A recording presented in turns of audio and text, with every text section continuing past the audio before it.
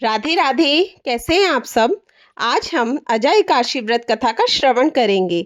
अजय एकादशी का व्रत पापों से मुक्ति दिलाने वाला होता है। पद्म पुराण में वर्णित अजय एकादशी की कथा के अनुसार इस कथा का पाठ करने से व्यक्ति को अश्वमेध यज्ञ के समान फल मिलता है। अजय एकादशी का व्रत रखने वाले को इस कथा का पाठ जरूर करना चाहिए, तभी व्रत का संपूर्ण फल प्राप्त होता है। भगवान श्री कृष्ण बोले, हे राजन, एकचित होकर सुनो। भाद्रपद के मास के कृष्ण पक्ष की एकादशी का नाम अजा है। वह सब पापों का नाश करने वाली बताई गई है। जो भगवान ऋषिकेश का पूजन करके इसका व्रत करता है, उसके सारे पाप नष्ट हो जाते हैं।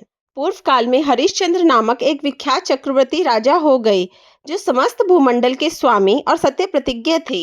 एक समय किसी कर्म का फल भोग प्राप्त होने पर उन्हें राज्य से भ्रष्ट होना पड़ा। राजा ने अपनी पत्नी और पुत्र को बेचा, फिर अपने को भी बेच दिया। पुण्यात्मा होते हुए भी उन्हें चांडाल की दास्ता करनी पड़ी। वह मुंदा का कफन लिया करते थे, इतने पर भी निरपशेष हरिश्चंद्र सत्य से विचलित नहीं हुए। इस प्रकार चांडाल की दास्ता करते अनेक उनके वर्ष बीत गए। उससे राजा को बड़ी चिंता हुई। वह अत्यंत दुखी होकर सोचने लगा, क्या करूं, कहाँ जाऊं, कैसे मेरा उद्धार होगा। इस प्रकार चिंता करते करते वे शोक के समुद्र में डूब गए।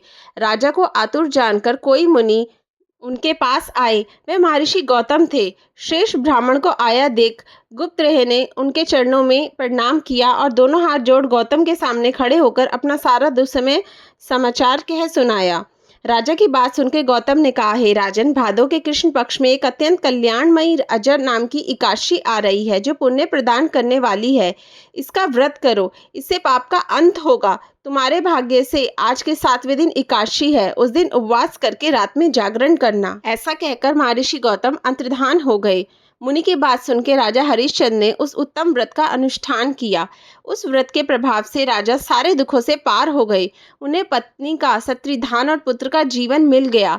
आकाश में दुदुम्बियां बज उठी। देवलोक से फूलों की वर्षा होने लगी। एकादशी के प्रभाव से राजा ने अकंटक राज्य प्राप्त किया और अंत में वह पुरजन तथा परिजनों के साथ स्वर्गलोक को प्राप्त हो गए। राजा युधिष्ठिर, जो मनुष्य ऐसा व्रत करते हैं वह सब पापों से मुक्त हो स्वर्गलोक में जाते हैं। इसके पढ़ने और सुनने से अश्वमेध यज्ञ का फल मिलता है। अजय एकादशी की व्रत कथा समाप्त हुई। नारायण भगवान की जय। लक्ष्मी मैया की जय। राधे राधे।